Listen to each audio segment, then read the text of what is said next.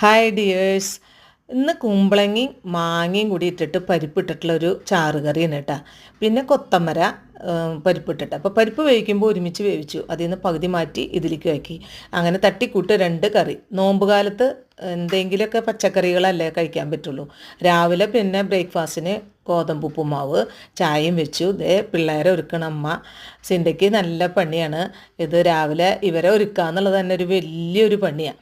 ഒരാൾ ഇങ്ങോട്ടാണെങ്കിൽ ഒരാൾ അങ്ങോട്ടാണ്. ഒരാൾക്ക് ഇന്ന് മൂത്ത ആൾക്ക് ഇന്ന് ഡ്രസ്സ് അവിടെ പിടിക്കുന്നു ഇവിടെ പിടിക്കുന്നു, അങ്ങനെ ഭയങ്കര ബുദ്ധിമുട്ടാണ്. അപ്പം ഒരാൾ ഭയങ്കര ഹാപ്പിയായി.